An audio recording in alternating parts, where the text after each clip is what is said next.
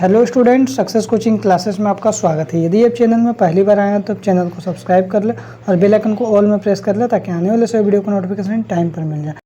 आज हम डिस्कस करने वाले हैं क्लास 10th का हिस्ट्री का चैप्टर नंबर 1, यूरोप में राष्ट्रवाद का उदय। यह आपका 29 जून को जो आपका वीकली टेस्ट होने वाला है उसका हमारा ये सेट 2 वीडियो है। ठीक है, सेट 1 वीडियो में ऑब्जेक्टिव क्वेश्चन और प्लस सब्जेक्टिव क्वेश्चन बना दिए। यदि आप सेट 1 वीडियो नहीं देखे हैं तो आप सेट 1 का वीडियो देख लीजिएगा। हमारा सेट 2 वीडियो है 29 जून के लिए जो आपका वीकली टेस्ट होने वाला है। ठीक है, तो चलिए इसमें हम लोग सेट 1 में हम लोग क्वेश्चन नंबर 20 तक ऑब्जेक्टिव कर दिए थे। उसके बाद 21 से हम लोग इसमें करने वाले हैं। तो इसमें ऑब्जेक्टिव करेंगे प्लस सब्जेक्टिव दोनों करेंगे। तो चलिए हम लोग देखते हैं क्वेश्चन नंबर 21 क्या बोल रहा है। कैरोल कुपिस्की कौन था? तो याद रखिए इसका जो राइट आंसर हो जाएगा हमारा पोलिश राष्ट्रवादी था। आगे यदि हम लोग देखते हैं क्वेश्चन नंबर 22 क्या बोल रहा है। आँखों पर पट्टी बंधे हुए और तराजू लिए हुए महिला किस बात का प्रतीक है? तो याद रखिएगा न्याय का प्रतीक है। आगे देखते हैं बुर्बो राजवंश का शासन किस देश में था? तो याद रखिएगा फ्रांस देश में था। आगे यदि हम लोग देखते हैं क्वेश्चन नंबर 24 क्या बोल रहा है। किस संधि के द्वारा यूनान को एक स्वतंत्र राष्ट्र के रूप में मान्यता मिली? तो कौन सा संधि था? याद रखिए कुस्तुनतुनिया की संधि था। ऑप्शन नंबर ए, ये भी आपका VVI क्वेश्चन एग्जाम के लिए है। आगे यदि हम लोग देखते हैं क्वेश्चन नंबर 25 क्या बोल रहा है। फ्रेडरिक सरयू कौन था? तो ये भी हमारा VVI क्वेश्चन है। तो याद रखिएगा कौन था? तो फ्रांस से चित्रकार था। आगे यदि हम लोग देखते हैं 26 क्या बोल रहा है। जो किसी राष्ट्र की सामूहिक पहचान को क्या बोलते हैं? ये भी हमारा VVI क्वेश्चन है। तो याद रखिएगा हम लोग राष्ट्रवाद बोलते हैं। क्या बोलते हैं हम लोग? राष्ट्रवाद बोलते हैं। अगर 27 को देखते हैं क्वेश्चन क्या बोल रहा है। मारियान किस देश के राष्ट्रवाद का प्रतीक था? तो याद रखिएगा ये भी हमारा VVI क्वेश्चन है। फ्रांस देश का राष्ट्र का प्रतीक था। आगे यदि हम लोग देखते हैं वियना की संधि कब हुई? ये भी आपको मोस्ट इंपॉर्टेंट क्वेश्चन है। तो याद रखिएगा वियना का जो संधि हुआ है वो आपका कब हुआ है? तो ये भी VVI क्वेश्चन है। तो याद रखिएगा इसका 1815 ईस्वी में हुआ है। आगे यदि हम लोग देखते हैं क्वेश्चन नंबर 29 क्या बोल रहा है। वियना सम्मेलन का आयोजन किस वर्ष हुआ है? तो याद रखिएगा इसका जो राइट आंसर हो जाएगा 1815 ईस्वी में हुआ। ये भी आपको बहुत इंपॉर्टेंट क्वेश्चन है। आगे यदि हम लोग देखते हैं काउंट काबूर को विक्टर एमेनुअल ने किस पद पर नियुक्त किया था? तो कौन सा पद पर नियुक्त किया था? प्रधानमंत्री के पद पर नियुक्त किया था। आगे यदि हम लोग देखते हैं जर्मन राष्ट्र के लिए निम्नांकित में से कौन महिला रूपक बनी? तो कौन महिला रूपक बनी? तो याद रखिए जर्मनिया जो है महिला रूपक बनी। आगे ये देखिए ये भी आपका VVI क्वेश्चन है। ऐसी सरकार या शासन व्यवस्था जिसकी सत्ता पर किसी भी प्रकार कोई अंकुश नहीं आता उसको हम लोग क्या बोलते हैं? तो उसको हम लोग याद रखिएगा हम लोग निरंकुशवाद बोलते हैं। ठीक है, जो आपका सब्जेक्टिव में भी हम लोग देखे थे। उसके बाद देखिए आगे क्वेश्चन क्या बोल रहा है। वह विचारधारा जो स्त्री पुरुष की सामाजिक आर्थिक एवं राजनीतिक समानता पर आधारित होती है तो उसको हम लोग क्या बोलते हैं? तो उसको हम लोग नारीवाद बोलते हैं। आगे यदि हम लोग देखते हैं 34 क्या बोल रहा है। निम्नांकित को किसे एकीकृत इटली का प्रथम शासक घोषित किया गया? तो याद रखिएगा कैसर विलियम IV को घोषित किया गया। आगे यदि हम लोग देखते हैं जर्मनी को एकजुट करने के लिए किसने अहम भूमिका निभाई थी? तो याद रखिए ऑटो वन बिस्मार्क ने अहम भूमिका निभाई थी। आगे यदि 36 को देखते हैं क्वेश्चन क्या बोल रहा है। जो निम्नांकित में से किस देश को सभ्यता का पालना के रूप में जाना जाता है? तो याद रखिएगा यूनान को जाना जाता है। किसको जाना जाता है? यूनान को जाना जाता है। आगे यदि देखते हैं इटली के एकीकरण आंदोलन का नेतृत्व किसने किया? तो याद रखिए इटली के एकीकरण आंदोलन का जो नेतृत्व है किसने किया? तो कैमिलो दे काबूर ने किया है। आगे यदि हम लोग देखते हैं 38 नंबर क्वेश्चन क्या बोल रहा है। जर्मनी के एकीकरण के लिए बिस्मार्क ने कौन सी नीति अपनाई? तो कौन सी नीति अपनाई थी? तो याद रखिएगा इसका जो राइट आंसर हो जाएगा खून और खड़क नीति अपनाई थी। रक्त और लोक नीति का अवलंबन किसने किया था? तो याद रखिएगा किसने किया था? तो बिस्मार्क ने किया था। किसने किया था? तो बिस्मार्क ने किया था। आगे देखते हैं बोल रहा है कब यूनान को एक स्वतंत्र राष्ट्र के रूप में मान्यता मिली? तो याद रखिएगा कब मिला? तो इसका राइट आंसर हो जाएगा हमारा 1832 ईस्वी का राइट आंसर हो जाएगा। आगे यदि हम लोग देखते हैं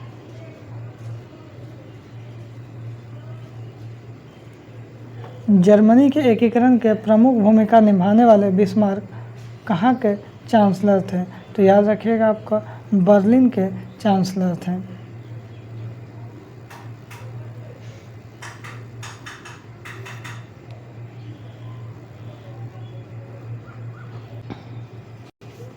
उसके बाद देखिए सब्जेक्टिव क्वेश्चन जो है ये हमारा राष्ट्र क्या है ये हमारा सेट 1 वीडियो में करवा दिए। राष्ट्रवाद क्या है सेट 1 वीडियो में करवा दिए। राष्ट्रवाद सब क्या समझते हैं ये भी हमारा सेट 1 वीडियो में होगा। निरंकुशवाद सब क्या समझते हैं ये भी हमारा सेट 1 वीडियो में कंप्लीट हो गया। और उदारवाद सब क्या समझते हैं ये भी हमारा सेट 1 वीडियो में कंप्लीट हो गया। अब चलिए हम लोग सेट 2 जो वीडियो आज का है उसमें हम लोग देखते हैं नारीवाद से आपका क्या अभिप्राय है।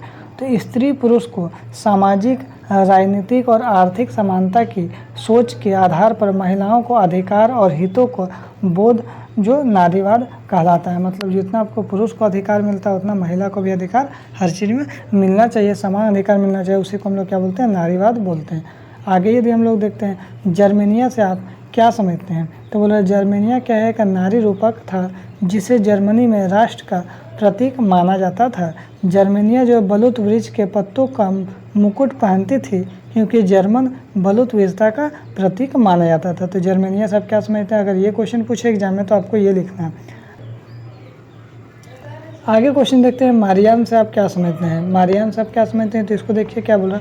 मारियान एक नारी रूपक है जिसे फ्रांस के स्वतंत्रता और गणतंत्र का प्रतीक माना गया है। मारियान की प्रतिमाएं सार्वजनिक चौराहों पर लगाई गई है ताकि जनता को राष्ट्र प्रतीक का याद आता रहे। तो ये भी हमारा इंपॉर्टेंट क्वेश्चन था, याद कर लीजिएगा। आगे देखिए क्या नेपोलियन बोनापार्ट कौन था, ये आपका VVR क्वेश्चन एग्जाम के लिए टेस्ट के लिए देखिए आपका। तो नेपोलियन बोनापार्ट जो फ्रांस का एक महान सेना नायक था जिसके नेतृत्व में फ्रांस ने अनेक विजय प्राप्त की। बाद में उसे फ्रांस का पहला सम्राट घोषित किया गया। उसके बाद क्या आपको लिखना है, उसके द्वारा उदारवादी शासन व्यवस्था के लिए बनाई गई आचार संहिता प्रसिद्ध है। आगे देखते हैं, अगर क्वेश्चन देखते हैं वियना संधि की मुख्य विशेषताएं क्या है। तो बहुत इंपॉर्टेंट क्वेश्चन है, वियना संधि की मुख्य विशेषता क्या है, चलिए हम लोग उसको देखते हैं। तो पहला यहाँ पर विशेषता क्या बोला है, जो नेपोलियन युद्धों के दौरान हुए बदलावों को खत्म करना। दूसरा विशेषता क्या बोल रहा है, बोर्बो वंश को सत्ता में पुनः बहाल करना। उसके बाद आगे देखिए क्या बोल रहा है, तो ये हमारा 2 उसका विशेषता था। आगे देखिए क्या बोला है, ज्यूसेपी मैथनी पर टिप्पणी लिखे। तो चलिए हम लोग इस पर टिप्पणी लिखते हैं। तो बोल रहा है वह इटली का एक युवा क्रांतिकारी था। वह उदारवादी, राष्ट्रवादी राज्यों के विचार से बेहद प्रभावित था। उसके बाद यहाँ पर देखिए क्या बोला है, वह इटली का निर्माण इन विचार के अनुसार करना चाहता था। अतः 19वीं सदी के दौरान इटली पर शासन करने वाले विभिन्न राजतंत्रों को उखाड़ फेंकने के उद्देश्य से वह गुप्त क्रांतिकारी संगठन से जुड़ गया। दूसरा यहाँ पर देखिए क्या यहाँ पर पॉइंट लिखेंगे, ये आपका देखिए लॉन्ग क्वेश्चन में, ठीक है। तो उसके बाद क्या लिखेंगे, बाद में उसने स्वयं को 2 गुप्त संगठनों की व्यवस्था की। मार्सेई में यंग इटली, किसमें बोल रहा है, मार्सेई में यंग इटली और बर्न में यंग यूरोप। साथ ही उसने पोलैंड, फ्रांस, इटली और जर्मन राज्यों में समान विचार रखने वाले युवाओं को अपना मित्र बनाया। तीसरा पॉइंट हम लोग क्या लिखेंगे, तो तीसरा पॉइंट लिखेंगे मैथ्सिनी को विश्वास था कि ईश्वर की मर्जी के अनुसार राष्ट्र ही मनुष्यों को प्राकृतिक इकाई थी। अतः 1831 में इटली के एकीकरण के लिए उसने लिगुरिया में एक विद्रोह का नेतृत्व भी किया। चौथा पॉइंट हम लोग क्या लिखेंगे, तो चौथा पॉइंट लिखेंगे किंतु वह विद्रोह असफल हो गया और उसे निर्वासित कर दिया गया। लेकिन बाद में उसके विचार ने काबूल को प्रोत्साहित किया, जिसे अंततः 19वीं सदी के दूसरा भाग में इटली को एकीकृत किया गया।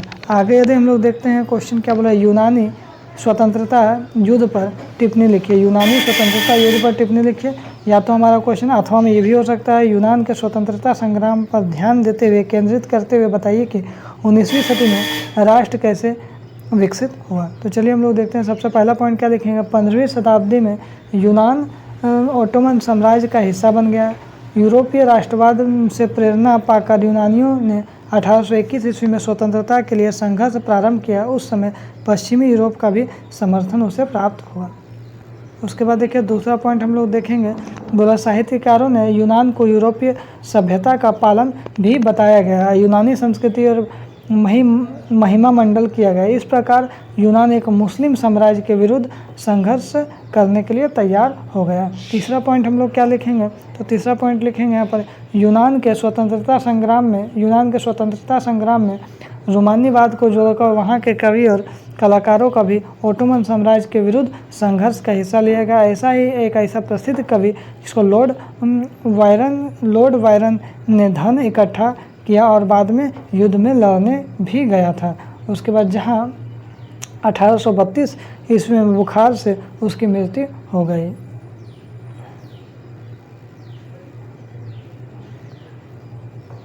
उसके बाद देखिए एक हमारा लास्ट क्वेश्चन है राष्ट्रवादी संघर्षों में महिलाओं की भूमिका पर टिप्पणी लिखिए। तो क्या क्या महिला की भूमिका था? तो देखिए राष्ट्रवादी संघर्ष में बहुत सारे संसार में महिलाओं ने अपना बहुत महत्वपूर्ण भूमिका अदा की।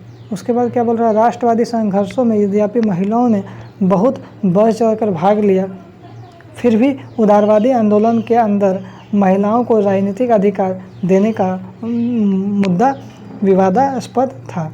दूसरा यहाँ पर देखेंगे महिलाओं ने अपने राजनीतिक संगठन स्थापित किए, अखबार शुरू किए तथा राजनीतिक बैठकों में भाग लेना प्रारंभ किया था।